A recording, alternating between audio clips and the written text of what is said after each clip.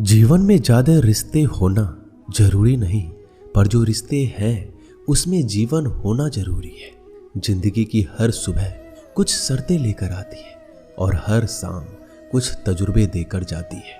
तूफान भी आना जरूरी है जिंदगी में, तब जाकर पता चलता है कौन हाथ छुड़ाकर भागता है और कौन हाथ पकड़कर।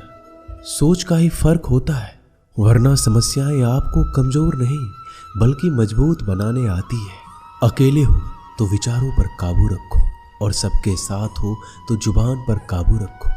कोई भी रिश्ता अपनी मर्जी से नहीं जुड़ता, क्योंकि आपको कब कहां किससे मिलना है यह ऊपर वाला तय करता है। मान और सम्मान की लड़ाई में कभी अकेले रहना हो तो रह लेना, लेकिन किसी के सामने खुद को टूटने मत देना, क्योंकि जब खुद का सम्मान करोगे तभी दूसरों से सम्मान पाओगे। दिल साफ और मकसद सही हो तो यकीन रखो किसी न किसी रूप में ईश्वर आपकी मदद करते हैं। कभी भी किसी पे आंख बंद करके भरोसा ना करें, क्योंकि दुनिया इतनी भी अच्छी नहीं है कि आपके भरोसे को कायम रख सके। खत्म तो सब धीरे धीरे होता है, बस पता अचानक लगता है। मुश्किल वक्त दुनिया का सबसे बड़ा जादूगर है, क्योंकि वह एक पल में आपके चाहने वालों के चेहरे से नकाब हटा देता है।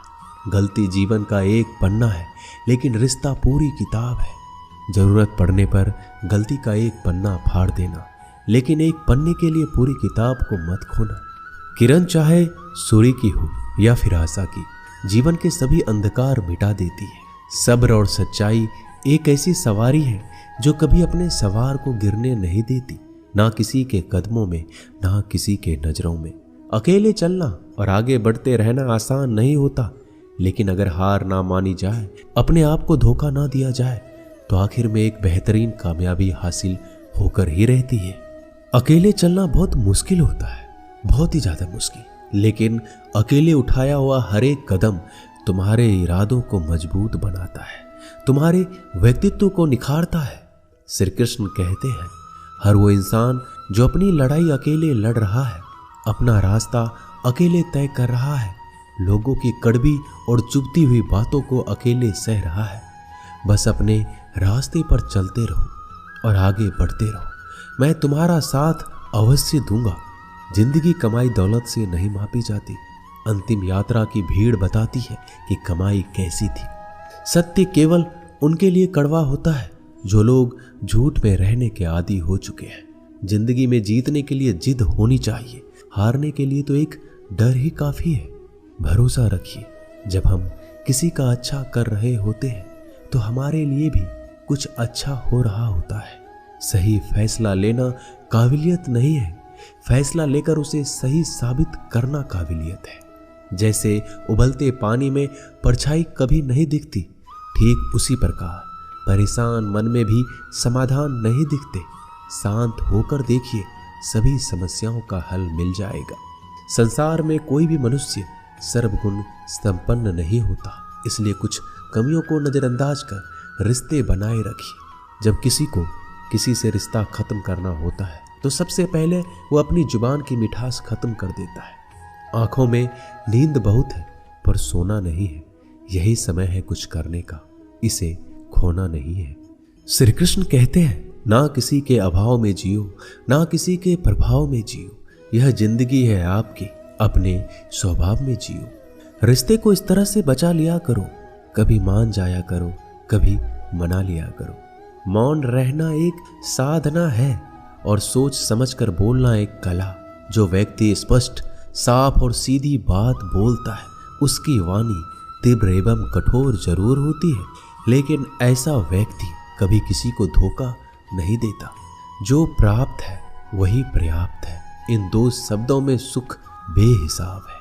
कर्म बहुत ध्यान से कीजिए, क्योंकि ना तो किसी की दुआ खाली जाती है, ना किसी की बद्दुआ। कभी याद रखना कि अगर ये दुनिया भेड़ियों का एक जंगल है तो तुम उन भेड़ियों के राजा हो। कहते हैं कि शिकार की तलाश में निकला भेड़िया उन भेड़ियों से ज्यादा भूखा होता है जिन्होंने अपने शिकार को पा लिया हो। तो तुम्हें बस इसी भेड़िए की तरह बनना है जो अपने शिकार की तलाश में भूखा हो। उसका दिमाग तेजी से काम कर रहा हो कि भूख कैसे मिटाया जाए, और ये भूख है कामयाबी की, दूसरों से कुछ अलग कर दिखाने की भूख, लोगों की निंदा से परेशान होकर रास्ता ना बदलना, क्योंकि सफलता शर्म से नहीं साहस से मिलती है।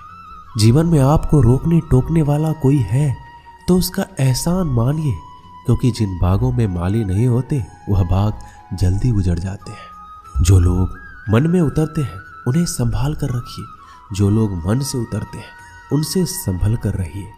बुद्धिमान लोग कभी इतिहास नहीं रचते, वो तो सिर्फ इतिहास को पढ़ते हैं। इतिहास तो पागल लोग रचते हैं जिन पर दुनिया हंसती है।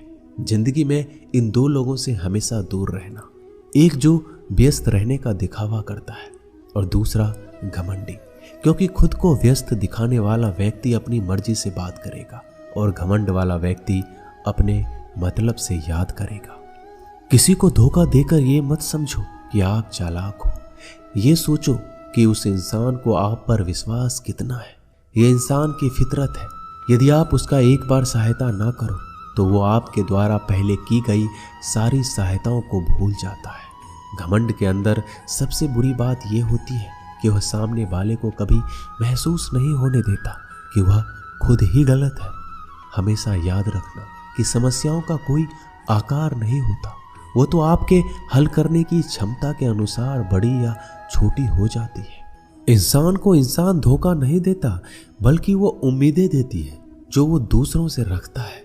जिंदगी में किसी को उतना ही तकलीफ देना जितना कि तुम खुद बर्दाश्त कर सको, क्योंकि तकलीफ देने में बहुत मजा आता है, लेकिन जब खुद के ऊपर आती है तो बहुत रोना आता है। जिंदगी में कोई भी इंसान अपने आप को ऐसे नहीं बदलता। जिंदगी में कुछ ऐसे हादसे हो जाते हैं जो उस इंसान को बदलने पर मजबूर कर देते हैं। किसी के सामने गिड़गिड़ाने से ना तो इज्जत मिलती है और ना ही मोहब्बत। इसलिए अपने स्वाभिमान को हमेशा बनाए रखना। यदि आप में काबिलियत होगी तो वह खुद चलकर आपके सामने आएगा। नाराज मत होना कभी ये सोचकर कि काम मेरा और नाम किसी का हो रहा है। यहाँ सदियों से रुई और तेल जलते हैं, लेकिन लोग कहते हैं कि दीपक जल रहा है। यदि आपके सपने बड़े हैं तो फिर आपके संघर्ष कैसे छोटे हो सकते हैं। यदि कोई आपका विश्वास तोड़ता है तो आप उसका धन्यवाद करना, क्योंकि वही आपको सिखाता है कि विश्वास किसी पर बहुत ही सोच समझ कर करना चाहिए। यह इंसान बहुत ही खुदगर्ज है। जब किसी को पसंद करता है तो उसकी बुराई नहीं देखता, और जब किसी को नापसंद करता है तो उसकी अच्छाई नहीं देखता। जो दोगे वही लौट कर आएगा, फिर चाहे वह इज्जत हो या धोखा। दुआ कभी साथ नहीं छोड़ती और बद्दुआ कभी पीछा नहीं छोड़ती। डरिए मत कि हम गलती कर बैठे तो क्या होगा, क्योंकि गलतियों से ही तो सीखोगे। गलतियों से तो खुद का तजुर्बा आएगा। हारेंगे तो सीखेंगे और जीतेंगे तो सिखाएंगे।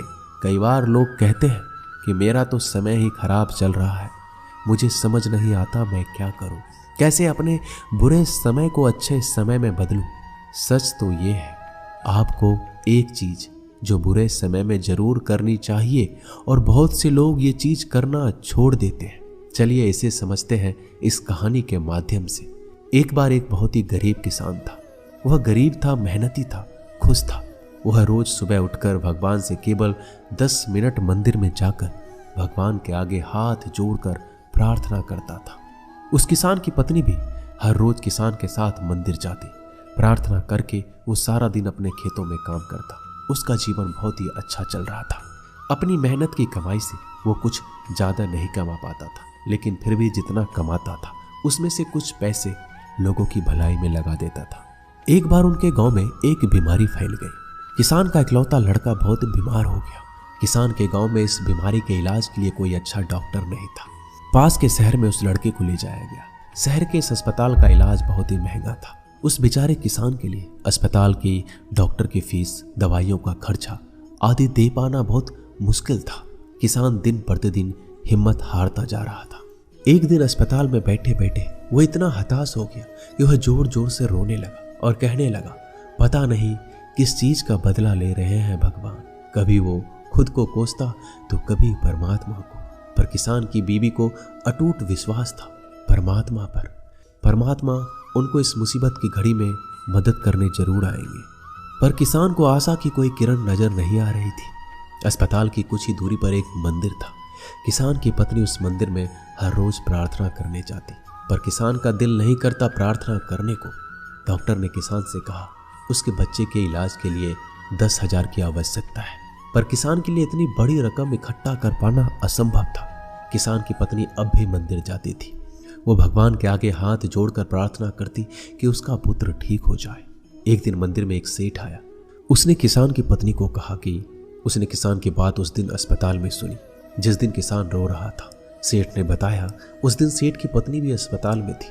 अब वो पूरी तरह से ठीक हो गई है और घर चली गई है। सेठ को बातों ही बातों में पता चल गया कि किसान को 10,000 की आवश्यकता है, तो सेठ ने तुरंत अपने जेब से पैसे निकाल कर देते हुए कहा कि उसके पास इस समय 10,000 ही है और वो रख ले। साथ में सेठ जी ने कागज पर अपना पता लिखते हुए कहा अगर आपको और पैसों की आवश्यकता हो तो बेहिचक मांग लेना। महिला ने उत्तर दिया इस कागज की कोई आवश्यकता नहीं है। वह जानती है कि ये पैसे किसने भिजवाए हैं और जिसने उसे ये पैसे दिए हैं वो परमात्मा उसका हमेशा ख्याल रखेंगे। दोस्तों कहते हैं अटूट विश्वास ये सबसे जरूरी चीज है जो हम लोग अक्सर खो देते हैं अपने बुरे वक्त में। जो उस औरत ने नहीं खोया, उसने तो सेठ का पता लिखा हुआ कागज भी नहीं पकड़ा। वह जानती है कि परमात्मा उनके साथ है, श्री कृष्ण सदैव उनके साथ है। श्री कृष्ण कहते हैं जो मेरा ध्यान करते हैं मैं उनको वो प्रदान करता हूँ जो उनके पास नहीं है, और जो उनके पास है मैं उसकी रक्षा करता हूँ। इसलिए बहुत जरूरी है कि हम बुरे वक्त में परमात्मा का साथ ना छोड़ें। दोस्तों ये वीडियो यहीं समाप्त होती है। मैं आशा करता हूँ कि इस वीडियो से आपने बहुत कुछ सीखा होगा। मिलते हैं अगली वीडियो में, तब तक के लिए अपना ख्याल रखिएगा। धन्यवाद। जय श्री कृष्ण।